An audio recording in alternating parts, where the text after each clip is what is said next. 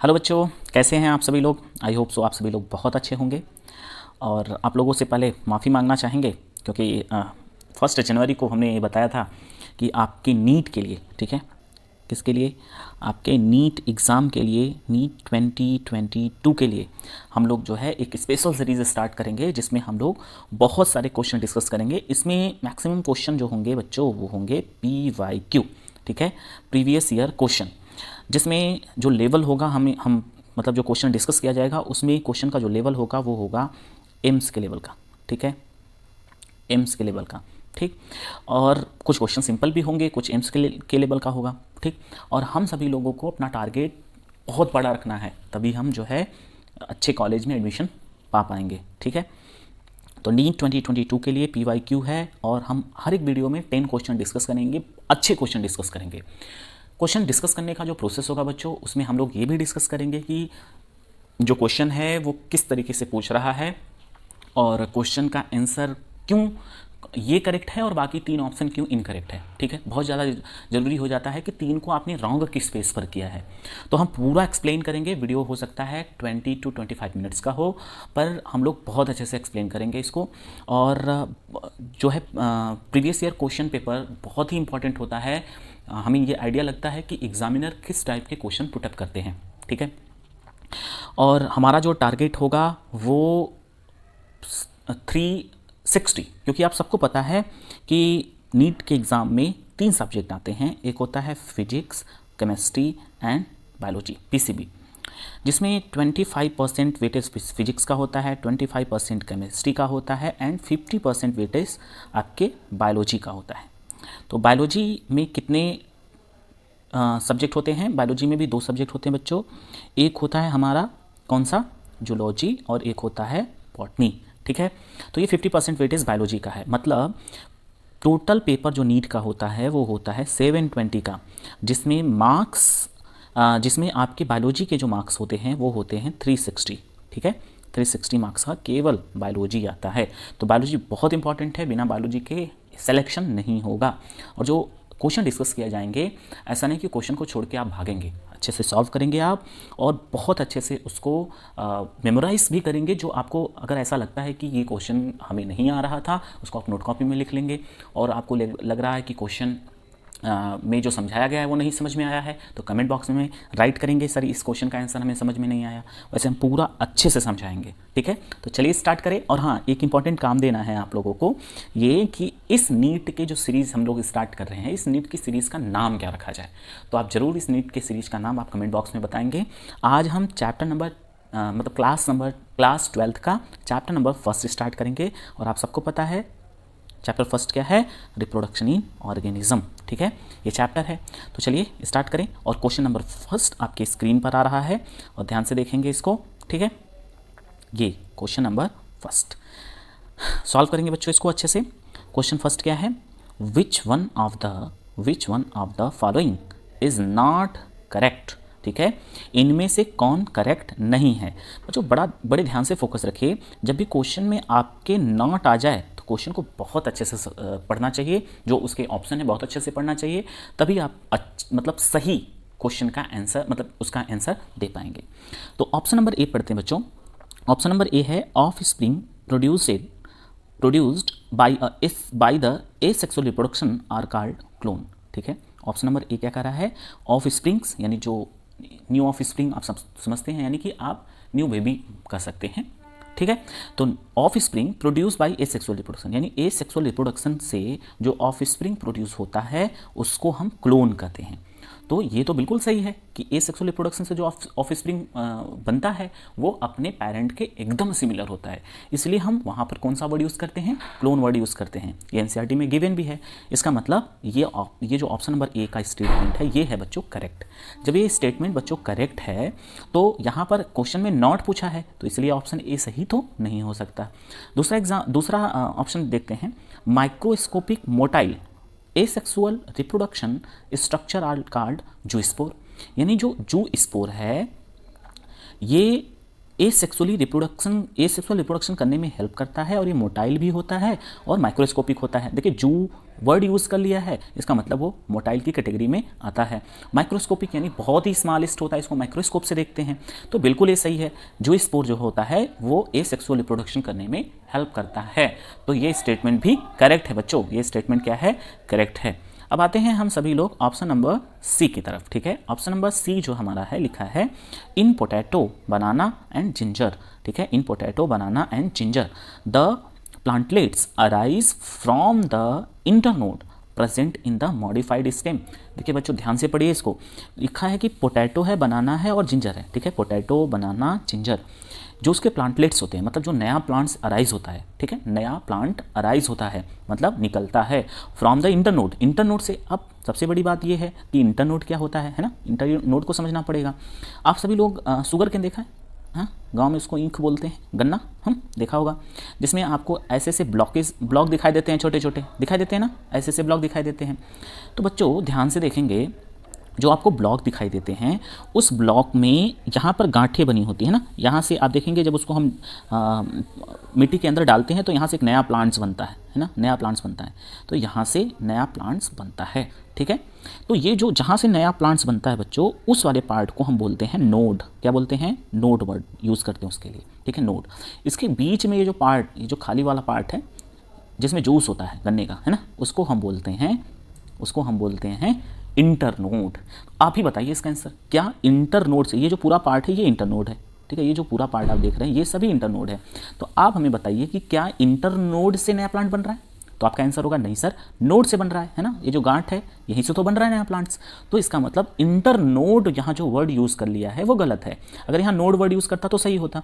हमने एग्जाम्पल दिया है शुगर केन का, ऐसे पोटैटो बनाना एंड जिंजर में भी होता है, ठीक है। शुगर केन कॉमनली हम देख लेते हैं इसलिए हमने इसका एग्जांपल दिया है। तो नोड से ही पोटैटो बनाना जिंजर में जो प्लांट, नया प्लांट अराइज होता है वो नोड से होता है, न कि इंटरनोड से। तो ये ऑप्शन क्या है, गलत है, मतलब ये स्टेटमेंट गलत है, ठीक है। ऑप्शन गलत नहीं है, स्टेटमेंट गलत है। अब बच्चों हम आते हैं ऑप्शन नंबर डी की तरफ, ठीक है। ऑप्शन डी हमारा क्या है, water hyacinth growing in the standing crop, ठीक है। वाटर जो हाइसिंथ होता है वो ग्रो करता है कहाँ पर, स्टैंडिंग वाटर में, स्टैंडिंग वाटर, मतलब वाटर हाइसिंथ जिसको हम हिंदी में जलकुंभी भी कहते हैं, इसको जो है हम लोग टेरेरा बंगाल के नाम से भी जानते हैं, ठीक है। तो ये स्टैंडिंग वाटर मीन्स ये हो गया कि ये रुके हुए पानी में ग्रोथ करता है, ठीक है। वाटर हाइसिंथ रुके हुए पानी में ग्रो करता है, that lead to the death of fishes. तो ध्यान से देखेंगे, ये कह रहा है कि वाटर हाइसिंथ, जैसे गांव में हम लोग बच्चों इसे गांव में गणपत कहते हैं। आप देखेंगे जहाँ पर तालाब, छोटा सा तालाब होता है, वहाँ पर ग्रीन कलर का प्लांट्स आपको देखने को मिलेगा, पूरा तालाब भर जाता है और उसमें वाटर दिखता ही नहीं है, तो वो वाटर, उसी को वाटर हाइसिंथ कहते हैं, ठीक है। टेरेरा बंगाल भी कहते हैं। ये हमारे कंट्री का नहीं था, दूसरे कंट्री से लाया गया था इसको। तो ये जब स्टैंडिंग वाटर में ग्रो करता है वाटर हाइसिंथ, तो इतना ज़्यादा ग्रो करता है कि वहाँ पर किसकी डिफिशियंसी हो जाती है, वहाँ पर बच्चों हो जाती है ऑक्सीजन की डिफिशियंसी, ठीक है। ऑक्सीजन की डिफिशियंसी हो जाती है।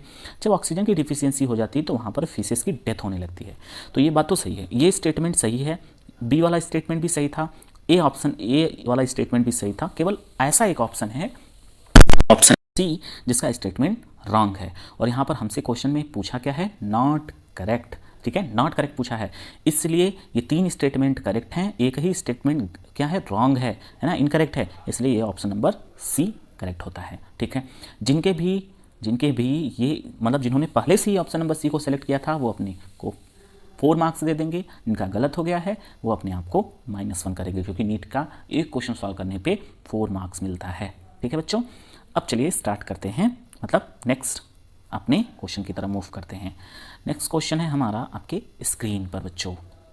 क्वेश्चन क्या है आप देखेंगे, which one of the following generated new genetic combination leading to variation, है ना, इनमें से, यानी ऑप्शन दे रहा है, मतलब क्वेश्चन ये कह रहा है कि इनमें से कौन सा ऐसा ऑप्शन है जो नए जेनेटिक कॉम्बिनेशन और वेरिएशन को जनरेट करता है, मतलब इनमें से किससे नया वेरिएशन या जेनेटिक कॉम्बिनेशन आता है, यानी नया वेरिएशन आता है, सिंपल सा यही समझ लो आप, यानी इन ऑप्शन में कौन ऐसा है जिससे नया वेरिएशन आता है। तो ऑप्शन नंबर ए है वेजिटेटिव रिप्रोडक्शन, ठीक है। वेजिटेटिव रिप्रोडक्शन कैसा है, वेजिटेटिव रिप्रोडक्शन बच्चों ए सेक्सुअल रिप्रोडक्शन है, ठीक है। ए सेक्सुअल रिप्रोडक्शन का एक टाइप है, वो कौन, वेजिटेटिव रिप्रोडक्शन, ये तो गलत है ना। इससे वेरिएशन तो नहीं आएंगे, है ना। पार्थेनोजेनेसिस भी क्या है, इनकरेक्ट है, क्योंकि ये भी एक टाइप का एसेक्सुअल रिप्रोडक्शन की कैटेगरी में आता है। और उसके बाद ऑप्शन सी पर आते हैं, ऑप्शन सी सेक्सुअल रिप्रोडक्शन, ये तो बच्चों करेक्ट है, अभी बताते हैं क्यों करेक्ट है। और ऑप्शन नंबर डी जो है न्यूक्लियर पॉलीएम्ब्रियोनी, तो ये तो बिल्कुल भी गलत है ना। न्यूक्लियर पॉलीएम्ब्रियोनी से कभी भी वेरिएशन नहीं आ सकते। अब यहाँ पर क्या पूछा है कि इनमें से किसकी वजह से नए वेरिएशन आते हैं, तो ऑप्शन सी हमें मिल गया कि ऑप्शन सी क्या है, सेक्सुअल रिप्रोडक्शन। हम सबको पता है बच्चों कि जो यहाँ पर सेक्सुअल रिप्रोडक्शन में क्या होता है, एक फीमेल गैमेट होता है और एक मेल गैमेट होता है। ये इसको आके फर्टिलाइज करता है और फर्टिलाइज करने के बाद क्या बनता है, फर्टिलाइज करने के बाद बच्चों बन जाता है जाइगोट। और जाइगोट एक नए बेबी में कन्वर्ट होता है, एक नए ऑफस्प्रिंग में कन्वर्ट होता है, ठीक है, नए ऑफस्प्रिंग में कन्वर्ट होता है। तो आप सबको पता है कि मेल है ना, मेल का स्पर्म है और ओवम जो है वो फीमेल से आता है। आप एक एग्जांपल देते हैं ह्यूमन बीइंग का। जैसे आप देखेंगे कि किसी मेल की शादी किसी फीमेल से जो होती है वो कहीं दूर 10 किलोमीटर 20 किलोमीटर दूर की जाती है, मतलब उसके घर से दूर की जाती है। तो आप देखेंगे जो मेल है उसके पेरेंट्स दूसरे हैं, फीमेल जो है उसके पेरेंट्स दूसरे हैं। फीमेल का फेस कुछ अलग तरीके का है, मेल का फेस कुछ अलग तरीके का है। तो जब उनसे एक नया ऑफस्प्रिंग प्रोड्यूस होता है, एक नया बेबी बॉर्न लेता है, तो उनमें आप उस बच्चे में देखेंगे कि फादर का कैरेक्टर एंड मदर का कैरेक्टर। जैसे हम सब का एग्जांपल ले लेते हैं, हम सब में क्या है, कुछ कैरेक्टर फादर के हैं और कुछ कैरेक्टर हमारे अंदर मदर के हैं। तो जो मदर के जो कैरेक्टर दोनों आए तो उसमें क्या हुआ, हम वेरिएट कर गए, वेरिएशन हो गया। तो वेरिएशन हो गया इस, और ये क्वेश्चन में वेरिएशन ही पूछ रहा है, तो सेक्सुअल रिप्रोडक्शन से ही वेरिएशन होता है। एसेक्सुअल में तो क्लोन बन रहा था ना, अभी हमने डिस्कस भी किया है। ठीक है बच्चों, चलिए अब हम क्वेश्चन नंबर 3 की तरफ जाते हैं। और हाँ, +4 और -1 ये आप दोनों कर लीजिए। चलिए बच्चों, इस क्वेश्चन को सॉल्व करते हैं, है ना। अब आ गया कोड वाला क्वेश्चन। आज हमने देखा है 2021 में कोड वाले बहुत सारे क्वेश्चन आए थे, इसलिए आपसे रिक्वेस्ट है कि बहुत अच्छे से इसको पढ़ेंगे और समझेंगे। तो सबसे पहले हम मैच कराते हैं। लिखा है पिस्टल्स फ्यूज्ड टुगेदर, यानी पिस्टल फ्यूज्ड, जब आपस में फ्यूज्ड हो जाता है तो उसके लिए जो वर्ड यूज़ करते हैं वो क्या होगा, सिनकार्पस। यानी हमने ए का किस में मैच कराया बच्चों, ए का हमने मैच कराया 3 में। फॉर्मेशन ऑफ गैमेट किस में जाएगा, गैमेटोजेनेसिस, है ना। फॉर्मेशन ऑफ गैमेट गैमेटोजेनेसिस, तो किस में मैच कराया हमने, 1 में मैच कराया। हाइफी ऑफ हायर एस्कोमाइसिटीज़ एक फंजाई है और उसमें पूछ रहा है उसकी हाइफी कैसी होती है। तो हाइफी इसमें ऑप्शन दिया है, 2 को हमने मैच कराया। पिस्टिलेट तो होगा नहीं, डाइकैरियोटिक तो आप सबको पता है कि जो एस्कोमाइसिटीज़ होती है या कुछ ऐसी फंकी हैं जिसमें डाइकैरियोटिक कंडीशन देखी जाती है। डाइकैरियोटिक मतलब 2 न्यूक्लियस देखा जाता है, तो 2 न्यूक्लियस देखा जाता है, तो इसका हम इसमें मैच कराएंगे। तो यहाँ पर हो गया 4। अब यूनिसेक्सुअल फीमेल फ्लावर, यूनिसेक्सुअल अगर कोई फ्लावर है जिसमें फीमेल मतलब यूनिसेक्सुअल है, मतलब फीमेल ही पार्ट वहाँ पर प्रेजेंट है, ऐसा फ्लावर जिसमें फीमेल पार्ट हो, तो उसके लिए जो वर्ड यूज़ करेंगे, अब तो बचा यही है पिस्टिलेट। तो हमारा जो कोड मिला है 3142, ऑप्शन मिला ये देखिए यहाँ पर ऑप्शन नंबर डी मिल गया 3142। तो ऑप्शन हमारा मतलब यहाँ करेक्टली मैच कर गया, इसलिए ऑप्शन डी यहाँ पर क्या है, करेक्ट है। ठीक है, चलिए मूव करते हैं क्वेश्चन नंबर 4 की तरफ। तो 10 क्वेश्चन सॉल्व करने हैं, जिसमें हम लोग अभी 4th क्वेश्चन की तरफ पहुंच चुके हैं। आपके स्क्रीन पे ये रहा 1 लाख रुपए का सवाल। चलिए देखो ध्यान से। क्वेश्चन नंबर 4 ये है, which of the following pair is not correctly matched. तो बहुत इंपॉर्टेंट है, यहाँ नॉट लिखा है बच्चों, ठीक है। नॉट कहीं पर देख लो ना, उसको तो एकदम जान लो, गोला बना के रख लो आप, ठीक है। तो ये कह रहा है कि which of the following pair is not correctly match, इनमें से कौन सा पेयर करेक्टली मैच्ड नहीं है, ठीक। तो चलिए मैच कराते हैं। ऑफसेट वाटर हाइसिंथ, ये तो बच्चों करेक्ट है। राइजोम और बनाना, ये भी करेक्ट है। बनाना जो है राइजोम से ही मतलब नए प्लांट्स बनते हैं, ठीक है। और बाइनरी फिजन सार्गशम दिया है, सार्गशम में ऐसा होता नहीं, सार्गशम एक टाइप का एल्गी है। बाइनरी फिजन तो एक टाइप का एसेक्सुअल रिप्रोडक्शन है जो कि यूनी सेलुलर ऑर्गेनिज्म में होता है, जैसे अमीबा हो गया, ठीक है, और पैरामीशियम हो गया और यूग्लिना हो गया, ठीक। तो यूनी सेलुलर जो प्रोटिस्टा होते हैं या हमारे बैक्टीरिया भी हैं, ठीक है, यूनी सेलुलर, ठीक है, ये होता है यूनिसेलुलर में। तो बाइनरी फिजन ये ऑप्शन क्या है, इनकरेक्ट है, मतलब गलत मैच किया गया है। और पेनिसिलियम एक फंजाई है जिसमें कोनिडिया द्वारा होता है, तो ये भी सही है, ये सही है, ये भी सही है, ये भी सही है, 3 सही है। क्वेश्चन हमसे पूछा था not correctly match, option C not correctly match है, इसलिए ऑप्शन नंबर सी हमारा करेक्ट है बच्चों। अगर आपके सही हो गए तो +4 और गलत हो गए तो -1 कर लीजिए। चलिए क्वेश्चन नंबर 5 की तरफ मूव करते हैं आपके स्क्रीन पर। अब ध्यान से देखेंगे क्वेश्चन नंबर 5 ये कर रहा है सेलेक्ट द रॉन्ग स्टेटमेंट। फिर से आ गया बच्चों रॉन्ग स्टेटमेंट, है ना। रॉन्ग तो जहाँ पर इनकरेक्ट है बड़े ध्यान से पढ़ना है। स्टेटमेंट पढ़ते हैं। लिखा है isogametes are similar in structure function and behaviour. यानी जो आइसोगैमेट होता है वो सिमिलर स्ट्रक्चर में होता है, फंक्शन में भी सिमिलर होता है एंड बिहेवियर में भी सिमिलर होता है। तो इसीलिए तो बच्चों उसको आइसोगैमेट्स कहते हैं। तो ये ऑप्शन तो करेक्ट है। आइसो मतलब सिमिलर टाइप के, मतलब गैमेट्स, ठीक है। और अब हम आते हैं ऑप्शन नंबर बी की तरफ बच्चों। ऑप्शन नंबर बी जो है हमारा वो ये कह रहा है, हाँ ऑप्शन बी पे आते हैं। Anisogamete differ either in structure function and behaviour. यानी जो एन आइसोगैमेट होता है डिफर होता है किसमें, स्ट्रक्चर में, फंक्शन में एंड बिहेवियर में। तो ये तो बात बिल्कुल करेक्ट है। यहाँ आइसोगैमेट अगर सिमिलर है तो एन आइसोगैमेट डिसिमिलर होगा, है ना। तो ये भी स्टेटमेंट करेक्ट है। रॉन्ग पूछा है हमसे। अब ऑप्शन नंबर सी कर रहा है कि in oomycetes female gamete is smaller. बच्चों ध्यान से देखो, फीमेल गैमेट, ओमाइसिटीज के फीमेल गैमेट जो होते हैं स्मॉल। ये तो बच्चों बहुत बड़ी गलती है। यहाँ पर स्मॉलर नहीं लार्जर होता है, लार्जर होता है ना। एंड मोटाइल, मोटाइल तो हो नहीं सकता, नॉन मोटाइल होता है। While male gamete is larger, male gamete larger होता ही नहीं है। एंड नॉन मोटाइल, यही तो मोटाइल होता है। तो ये स्टेटमेंट बच्चों गलत है। अब आते हैं हम क्वेश्चन मतलब ऑप्शन नंबर डी की तरफ। ऑप्शन डी कर रहा है बच्चों, ऑप्शन डी क्या है, chlamydomonas exhibits both isogamy and anisogamy and fucus so oogamy. यानी यहाँ पर ये दे रहा है कि क्लेमाइडोमोनास आइसोगमी भी, एनआइसोगमी भी और मतलब क्लेमाइडोमोनास दोनों सिस्टम को शो करता है, आइसोगैमी भी एनाइसोगैमी भी। एंड फ्यूकस सो ऊगैमी, यानी फ्यूकस में ऊगैमी होता है। तो ये बिल्कुल करेक्ट है, ये स्टेटमेंट करेक्ट है, ठीक है। क्लेमाइडोमोनास में आइसोगैमी मतलब सिमिलर टाइप के स्ट्रक्चर भी मिलते हैं, एनाइसोगैमी डिसिमिलर भी मिलते हैं, और फ्यूकस में ऊगैमी कंडीशन होती है। तो यहाँ से बच्चों 3 क्वेश्चन, ये स्टेटमेंट बहुत इंपॉर्टेंट है, स्टार लगा लो। क्लेमाइडोमोनास में कौन कौन सी कैटेगरी है, आइसोगैमी गैमेट की कैटेगरी भी होती है, एनाइसोगैमी भी होती है, फ्यूकस में ऊगैमी होती है। स्टार लगा लो, इसको याद रख लेना है आपको, ठीक है। तो एक ऑप्शन हमें ऐसा मिला, ऑप्शन नंबर सी, जो कि रॉन्ग है बच्चों। और जब ये ऑप्शन सी रॉन्ग है, इसलिए तो रॉन्ग स्टेटमेंट पूछा था, तो ऑप्शन नंबर सी करेक्ट है। तो आप क्या करना है, +4 मार्क्स अगर आपके करेक्ट हुए, नहीं हुए तो -1 कर लो। चलिए बढ़ते हैं अपने नेक्स्ट क्वेश्चन की तरफ। क्वेश्चन नंबर 6 हमारे स्क्रीन पर ये रहा। Question 6, product of sexual reproduction generally generates. यानी प्रोडक्ट अगर सेक्सुअल रिप्रोडक्शन अगर होता है तो सामान्यतः क्या बनता है। तो आप ध्यान से देखेंगे, इस क्वेश्चन का जवाब हम नहीं दे रहे हैं। 4 ऑप्शन आपकी स्क्रीन पर है, आप अच्छे से पढ़ेंगे और हमें कमेंट बॉक्स में उसका आंसर बताएंगे ना आप सभी लोग। चलो हाँ बताएंगे ना। बच्चे बहुत पढ़ रहे हैं हमारे, तो सभी लोग बताएंगे ज़रूर क्वेश्चन नंबर 6 का आंसर क्या होने वाला है।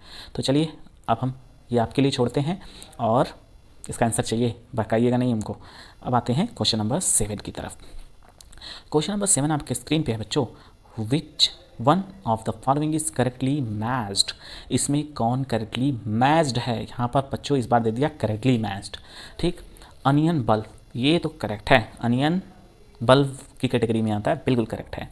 जिंजर, शक्कर दिया है, जबकि जिंजर में शक्कर तो होता ही नहीं है बच्चों, आप सबको पता है। जिंजर किसकी कैटेगरी में आता है, जिंजर में शक्कर ना होके क्या होता है बच्चों, हमने बताया भी होगा आपको, है ना। जिंजर में होता है राइजोम, ठीक है। जिंजर में क्या होता है, राइजोम होता है बच्चों।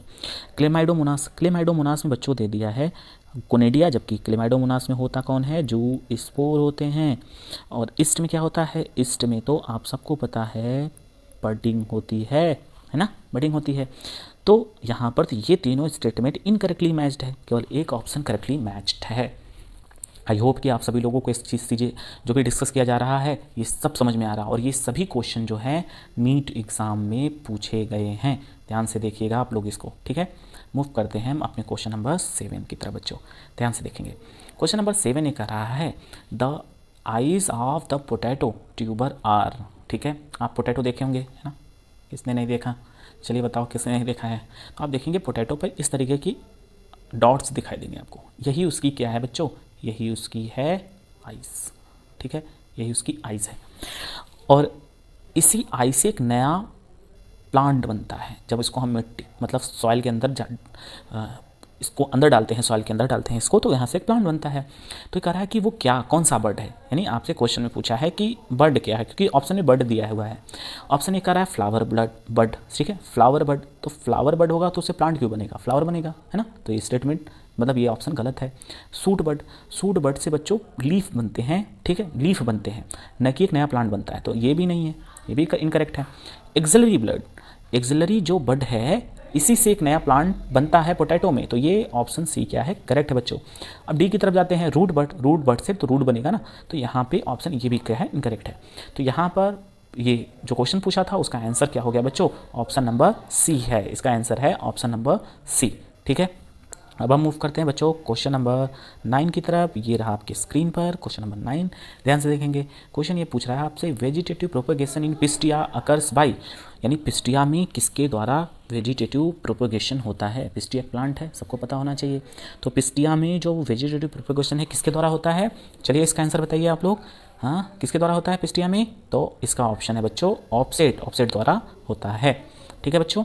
अब हम बढ़ते हैं अपने क्वेश्चन नंबर 10 की तरफ, ठीक है। क्वेश्चन नंबर 10 हमारा क्या है, क्वेश्चन 10 है बच्चों आपके स्क्रीन पर। क्वेश्चन ये कर रहा है, vegetative propagation in mint occurs by, Pistia का तो हमने बता दिया है, और आपसे इस बार अब पूछ रहा है मिंट का, ठीक है, मिंट का पूछ रहा है बच्चों। इस बार आपको मिंट का आंसर लगाना है, और ये क्वेश्चन आपके लिए है ना। ये क्वेश्चन किसके लिए है, आपके लिए। छी कितनी गंदी राइटिंग हो गई है आपके लिए है। अगर आपको ये इसका आंसर आ रहा है तो आप हमें अभी जो लाइव चैट चल रहा है यहीं पर बताइए, और नहीं आ रहा है तो जाओ ढूंढो उसको। 2 क्वेश्चन दिए गए हैं, कितने क्वेश्चन सॉल्व करने के लिए दिए गए हैं, 2 क्वेश्चन आपको दिए गए हैं सॉल्व करने के लिए, और इसका आंसर हमें कहाँ चाहिए, कमेंट बॉक्स में चाहिए, और चाहिए ही चाहिए। तो बच्चों आप सभी लोग बहुत अच्छे से वीडियो को देखे हैं, समझे हैं। हमने केवल जल्दी करके क्वेश्चन का आंसर नहीं बताया, बल्कि हमने ये बताया कि 3 ऑप्शन उसके क्यों इनकरेक्ट हैं, ठीक है, 3 ऑप्शन क्यों इनकरेक्ट हैं। तो ये रहा आपके लिए अगली स्लाइड, है ना। मुस्कुराता हुआ एक पर्सन आया है, उसके दांत हैं हंस रहा है और आपको ये बोल रहा है थैंक यू। यहाँ तक देखने के लिए थैंक यू। किसको थैंक यू बोला जा रहा है, बच्चों को थैंक यू बोला जा रहा है ना।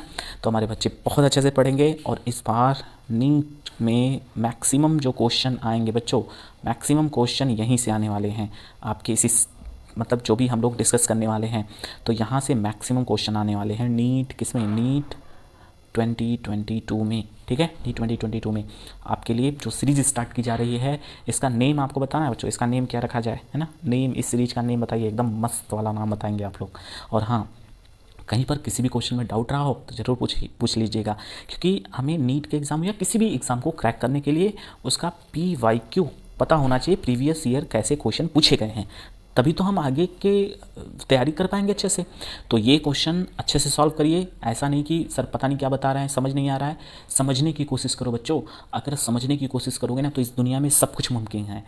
यहाँ पर कुछ स्टूडेंट होंगे जो हिंदी मीडियम के होंगे, यूपी बोर्ड के होंगे, बिहार बोर्ड के होंगे, तो हम आप सबको बता देते हैं इंग्लिश और हिंदी में बहुत ज़्यादा डिफरेंस नहीं है। हम सभी को पता है कि अभी आज के डेट में जो हमारा सिलेबस है वो हो गया है NCERT बेस्ड, ठीक है, NCERT बेस्ड हो गया है, क्योंकि सभी जगह वही सेम है, टॉपिक सेम है, पढ़ाया जाता सेम है, बस केवल लैंग्वेज चेंज है। CBSE बोर्ड में इंग्लिश मीडियम है और आपके लिए हिंदी मीडियम है। अब डॉक्टर बनने के बाद वहाँ हिंदी में थोड़ी पढ़ाई होती है, वहाँ पर तो आपको जो बुकें मिलेंगी इंग्लिश में, अभी से प्रैक्टिस करो, ठीक है। और अगर आपके अंदर जज्बा है कुछ कर गुजरने का, तो हम श्योर हैं कि आप लोग सीखने पे विश्वास रखते हैं। हम एक चीज़ याद रखो बच्चों, हमेशा सीखने पर विश्वास रखो, अपने आप पर विश्वास रखो। इस दुनिया में आपसे अच्छा कुछ नहीं है, और आप अगर अपने ऊपर से भरोसा उठा देंगे, मतलब आप अपने ऊपर भरोसा नहीं करेंगे, तो फिर अपनी लाइफ में कभी सक्सेस नहीं हो सकते। तो सीखने पर बिलीव रखिए, और हम समझते हैं कि यहाँ पर पढ़ने वाले सभी बच्चे बहुत अच्छे से तैयारी कर रहे हैं, पूरी मेहनत कर रहे हैं, और आने वाले समय में अच्छे सिलेक्शन मिलेंगे, अच्छे मेडिकल कॉलेज में जाएंगे। मेरा भी मन है, आएंगे हम भी आपके साथ, ठीक है। तो आएंगे, फ़ोटो खिंचवा लेना हमसे तो चलिए बच्चों चलते हैं, लेकिन हाँ नेक्स्ट डे आना मत भूलिएगा। फिर से मिलेंगे नेक्स्ट क्लास में, अच्छे से पढ़ेंगे और अच्छे से प्रिपेयर करिए अपने टॉपिक को। नेक्स्ट चैप्टर जो होगा यही रिप्रोडक्शन इन ऑर्गेनिज्म, अभी हम कुछ और भी 10-15 क्वेश्चन डिस्कस करेंगे, फिर हम नेक्स्ट चैप्टर की तरफ मूव कर जाएंगे बच्चों। चलिए, thank you so much, thanks for watching, I love you my dear student.